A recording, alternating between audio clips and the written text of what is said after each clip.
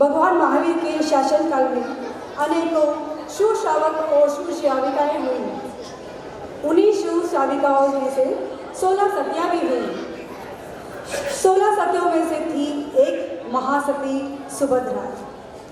आज हम सती सुभद्रा के जीवन चरित्र को पर आधारित एक लघु नाटिका करने जा रहे हैं, जो न केवल उनके जीवन के प्रसंग को उजागर करेगी, बल्कि हम सभी को आध्यात्मिक उन्नति की ओर अग्रसर होने की प्रेरणा भी देगी। ज्ञानशाला ज्ञानार्ती द्वारा महासती सुभद्रा, महासती सुभद्रा। वसंतपुर नगर में जीत शत्रु नामक राजा था। उनके मंत्री का नाम जिनदास था। जिनदास की पत्नी तत्वमालिनी थी और उनकी पुत्री सुभद्रा थी। जैन धर्म के कट्टर अनुयायी थे। दूसरी ओर चंपा निवासी बुद्धदास नामक एक युवक वहाँ व्यापार करता था। वह बौद्ध धर्म का पक्का अनुयायी था।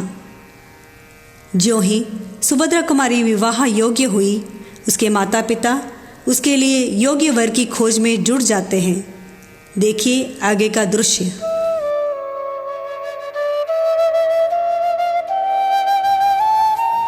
हमारी पुत्री विवाह योग्य हो गई है, तो इसके लिए योग्य वर की तलाश करना शुरू कर दीजिए। मैं चाहता हूँ हमारी पुत्री का विवाह जैन कुल में ही हो और लड़का सर्वगुण संपन्न हो, ऐसा वर ढूंढेंगे। हाँ, लड़का जैन कुल का ही हो, इसका पूरा ध्यान रखिएगा। पिताजी, मैं महाराज का प्रवचन सुनने जा रही हूँ।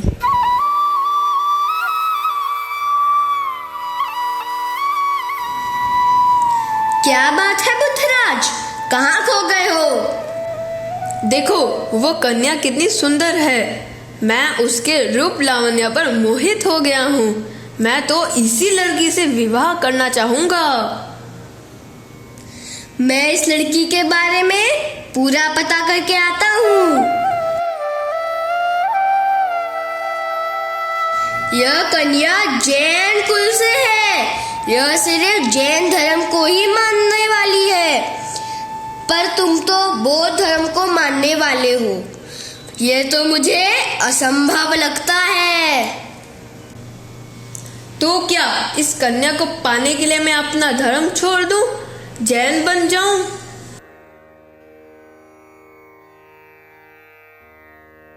मैं जैन बनने का ढोंग करके इस कन्या को प्राप्त करने का प्रयास करूंगा।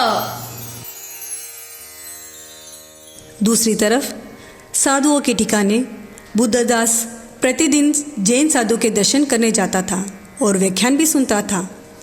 धीरे धीरे मौलिक जैन तत्वों का इतना गहरा ज्ञान कर लिया कि पुराने जैन श्रावक भी चकराने लगे। जिनदास रोज बुद्धदास को साधुओं के साथ तत्व चर्चा करते हुए देखता था। मन ही मन सोचता है कि अपनी पुत्री सुभद्रा के लिए यही योग्य वर हो सकता है। लगता है ये लड़का सर्वगुण संपन्न है, अत्यधिक धार्मिक भी है। सुभद्रा के लिए इससे बढ़कर वर और कहाँ मिलेगा। मैं इससे बात करके देखता हूँ।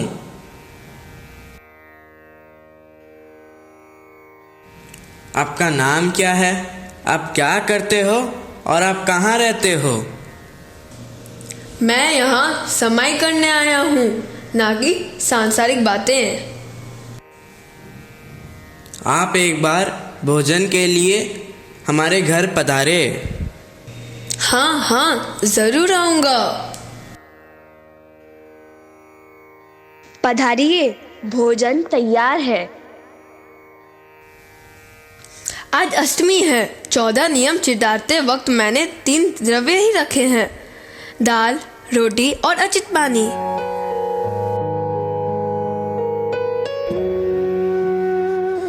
मुझे लगता है यह लड़का जैन कुल से ही है। अपनी सुभद्रा के लिए यह सुयोग्य और गुणवान वर लगता है। यही सही समय है, विवाह की बात कर लीजिए।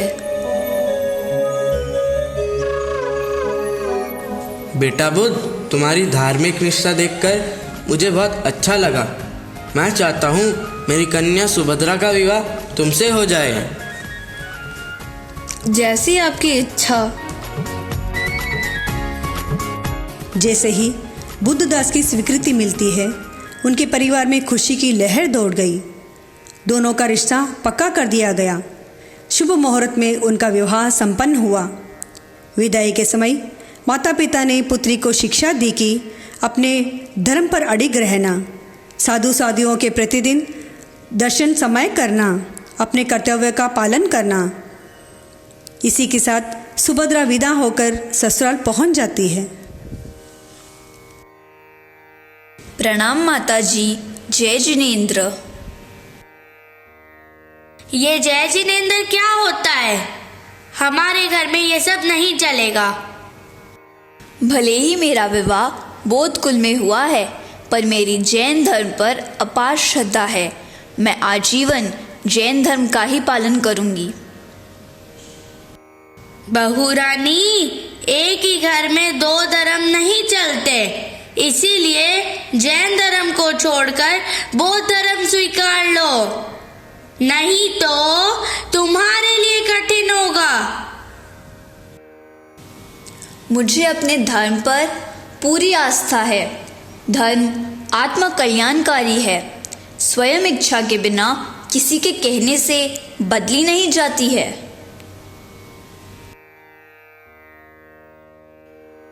जिन कल्पे मुनि भिक्षार्थ सुभद्रा के घर आते हैं।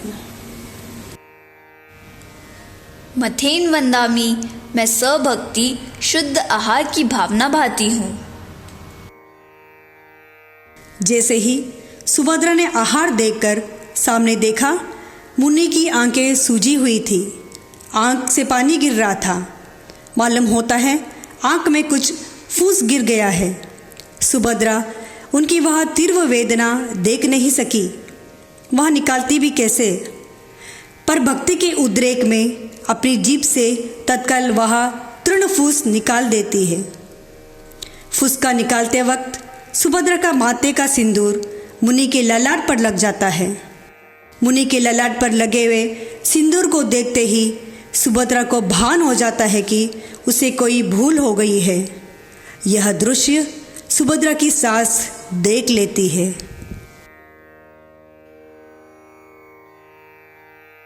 अरे, मुझे तो मुनि का स्पर्श ही नहीं करना था। मुझे तो ख्याल ही नहीं रहा। हाय हाय, बहू ने तो बेड़ा ही गर्क कर दिया। ये तो उल्टा है और इसके गुरु भी व्यभिचारी है। हे भगवान, ये क्या कर दिया कुलक्षणी? तुझे लज्जा नहीं आई? ऐसा करते हैं पर पुरुष के साथ?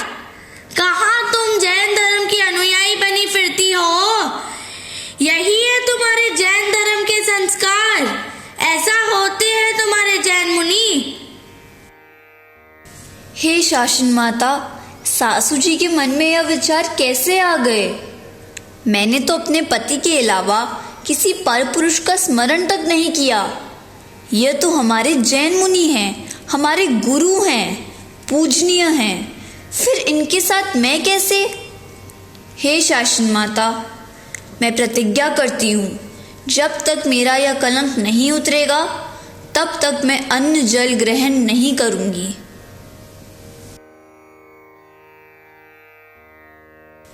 इस प्रकार सुभद्रा प्रतिज्ञा करके सागरी अनशन के साथ परमेश्वरी मंत्र के ध्यान में लीन हो जाती है। तीसरे दिन सती के तप और ध्यान से प्रभावित होकर शासन माता प्रकट होती है।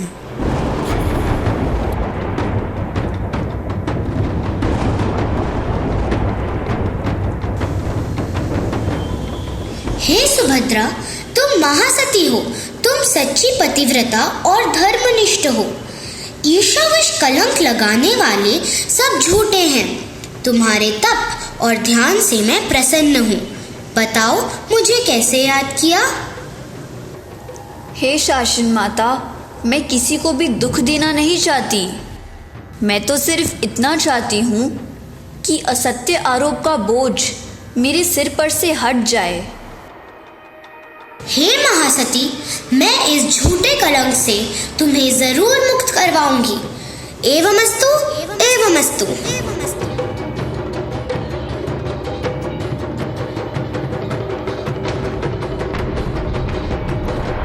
सूर्य निकलने के साथ ही चंपा नगरी में हाहाकार मच गया। चंपा नगरी के चारों दरवाजे बंद हो गए। दरवाजे खोलने के लिए लुहारों को बुलाया गया, मदोन्मत्त हाथियों को लाया गया, पर दरवाजे तो टस से मस नहीं हुए। राजा प्रजा सब चिंतित हो गए। उसी समय अचानक आकाशवाणी हुई कि तुम लोग व्यर्थ में ही परिश्रम कर रहे हो, यह कोई दैविक प्रकोप है। अपने इष्ट देवी देवताओं से प्रार्थना करो। नगरवासियों के प्रार्थना से शासन माता प्रकट हो जाती है।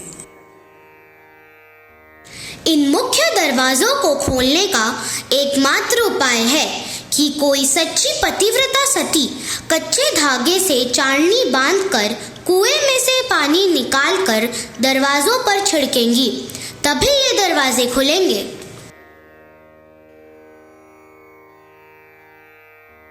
कच्चा धागा चांदनी का बोझ कैसे सहन करेगा? सोचने वाली बात है।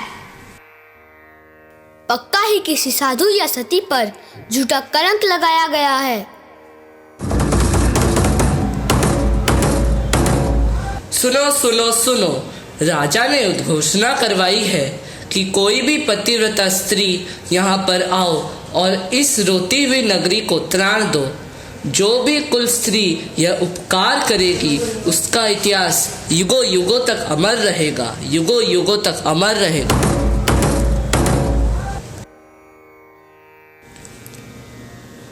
इसमें कौन सी बड़ी बात है? ये तो मैं चुटकियों में करके दिखा दूं।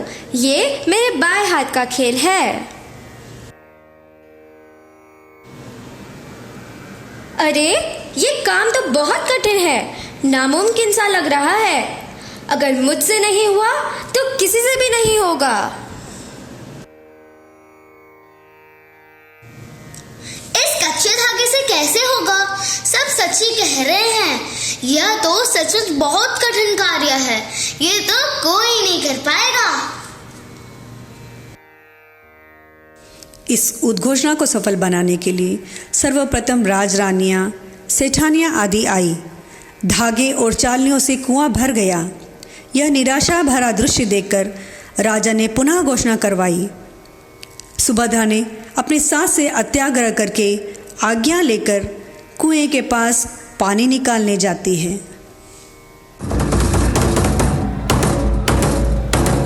सुनो सुनो सुनो, राजा ने पुनः उद्घोषणा करवाई है कि जो भी पतिव्रता स्त्री इस उपसर्ग को दूर करेगी, चंपा नगरी को इस संकट से मुक्त करेगी, इतिहास उसके उपकार को युगों युगों तक याद रखेगा।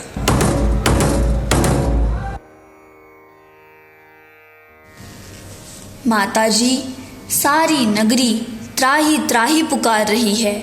आप कृपा करके मुझे आज्ञा दें ताकि मैं इस उपसर्ग को दूर करने का प्रयास कर सकूं। तेरे से कैसे होगा?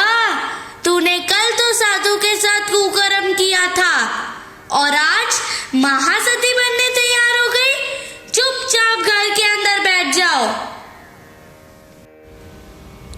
माताजी, आप चाहें कुछ भी कहो, किंतु मुझे अपना कलंक उतारना है, तो मैं ये मौका कैसे छोड़ सकती हूँ? मैं अवश्य ही जाऊंगी। जरा अंदर की आंखें खोलकर देखो तो सही। बड़ी बड़ी राजरानियां, सेठानियां भी अपना छोटा सा मुंह लेकर वापस आ गए। तेरी जैसी स्त्री का जाना शोभा नहीं देता। मुझे जो कहना था मैंने कह दिया, बाकी तेरी मर्जी।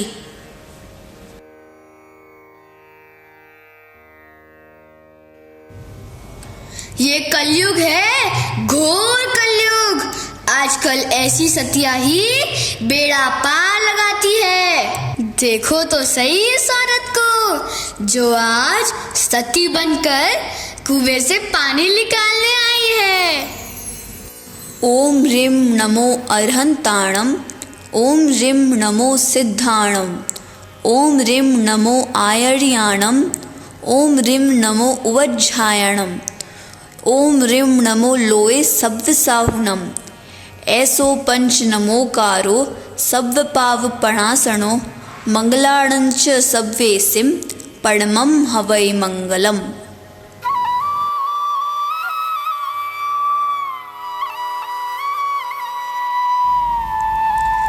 कांचे तांतण चालनी बांधे, कुआ थकी जल काढ़ियोए। कलंक उतरवा सती सुभद्रा, चंपा द्वार उघाड़ियोए, चंपा द्वार उघाड़ियोए।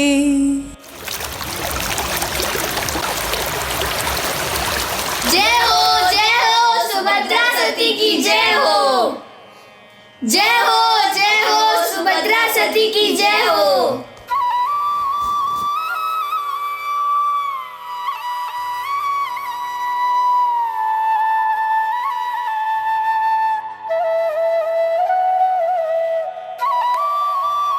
एक दरवाज़ा बंद ही छोड़ती हूँ।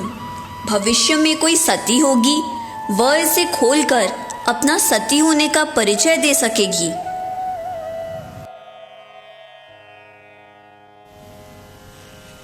सुभद्रा बेटा, हमें माफ कर दो, हमसे बहुत बड़ी भूल हो गई। हाँ सुभद्रा, मैंने तुम्हारे चरित्र पर शक किया है, मुझे भी माफ कर दो। आप लोगों का कोई दोष नहीं है। मेरे पूर्वकृत पाप कर्मों के उदय से यह कलंक लगा था, जो धर्म के प्रताप से आज उतर गया।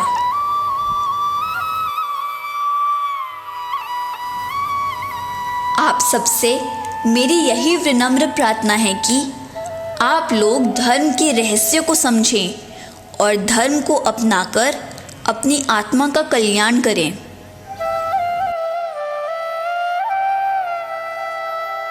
ऐसी थी हमारी महासती सुभद्रा। जैन धर्म पर अडिग रहकर अपने सतीत्व का परिचय देकर युगों युगों तक अपना नाम अमर कर दिया, युगों युगों तक अपना नाम अमर कर दिया।